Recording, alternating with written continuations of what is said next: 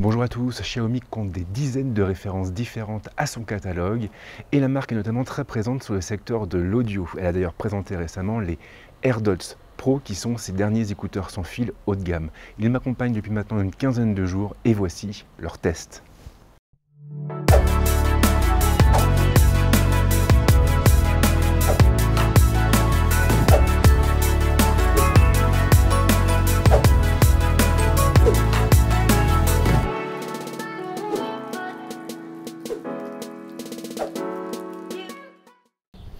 Les écouteurs sans fil existent depuis un moment maintenant, mais le genre a été considérablement popularisé grâce aux AirPods d'Apple.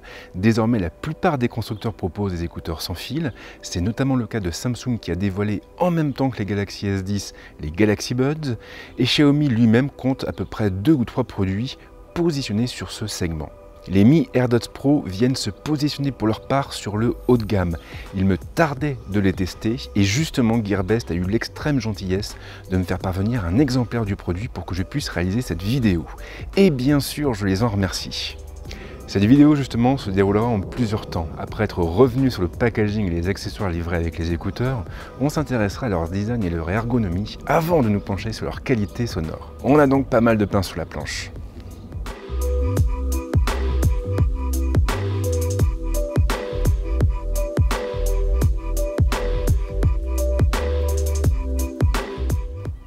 Et on attaque donc avec le packaging et les accessoires livrés avec les AirDots Pro. Les Mi AirDots Pro sont livrés dans une boîte en carton assez commune.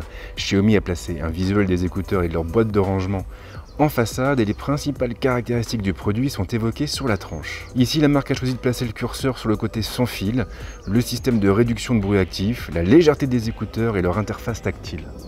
En ouvrant la boîte et en tirant son contenu vers nous, nous ferons apparaître les deux écouteurs et leur boîte de rangement posés dans un socle en carton.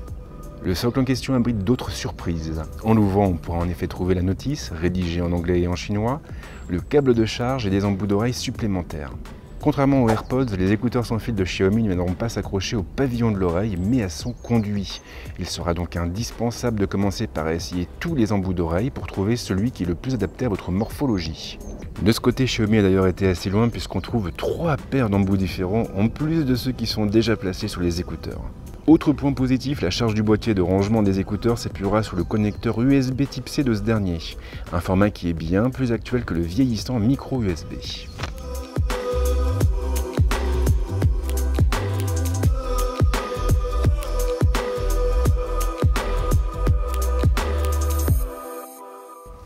Le design occupe désormais une place très importante chez les industriels. Proposer un produit qui soit fonctionnel et qui regroupe plein d'options ne suffit pas, il faut également qu'il soit beau à regarder.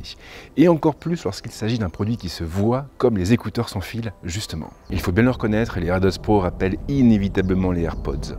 Comme eux, ils se présentent donc sous la forme d'écouteurs munis d'une longue tige partant vers le bas. Toutefois, et comme je l'ai dit un petit peu avant, ils ne reprennent pas complètement le concept des écouteurs de la pomme croquée. Et ils viendront ainsi se fixer au conduit auditif de l'oreille, comme n'importe quels écouteurs intra-auriculaires du marché.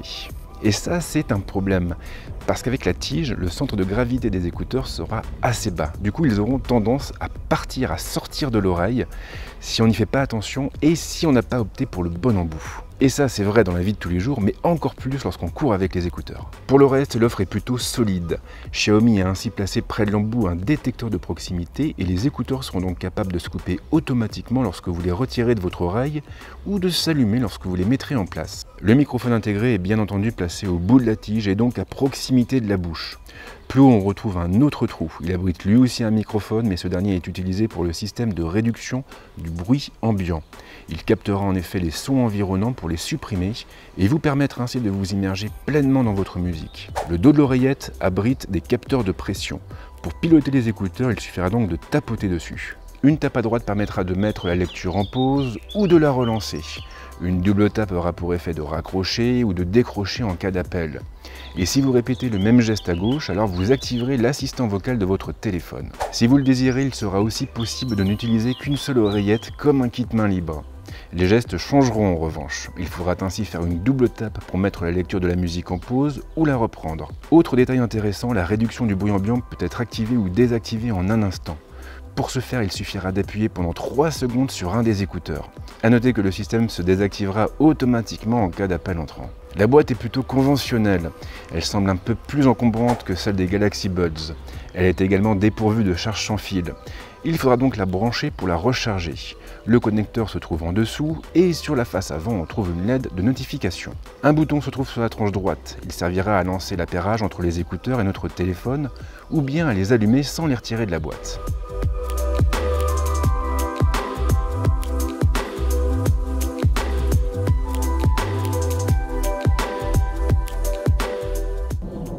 L'offre semble plutôt solide sur le papier, mais qu'en est-il dans les faits? Eh bien justement, le moment est venu de nous pencher sur la qualité sonore des AirDots Pro.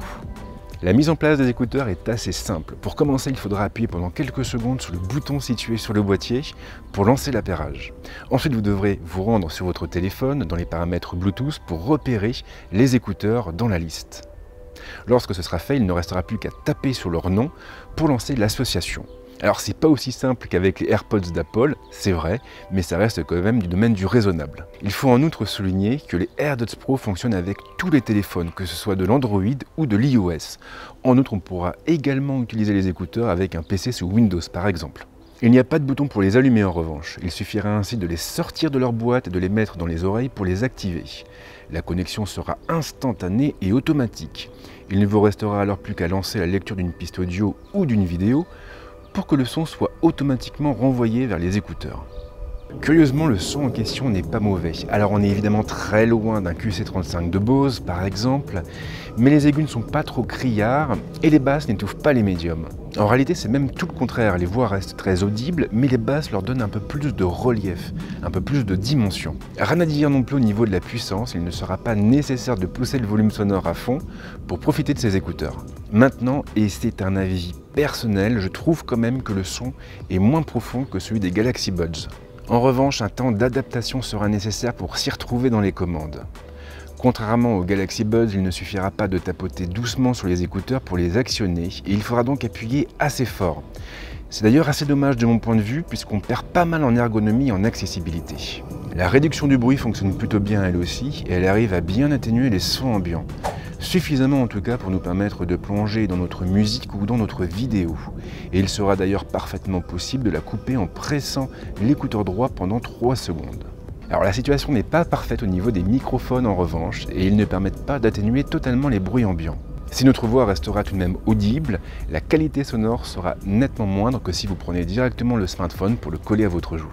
Et selon ma femme, il semblerait que les microphones embarqués à bord des AirDots Pro soient un peu moins efficaces que ceux des Galaxy Buds. Et ça d'ailleurs, ça m'a plutôt surpris parce que je m'attendais à un résultat tout à fait différent dans la mesure où les microphones des AirDots Pro sont placés sous la tige et donc à proximité de la bouche.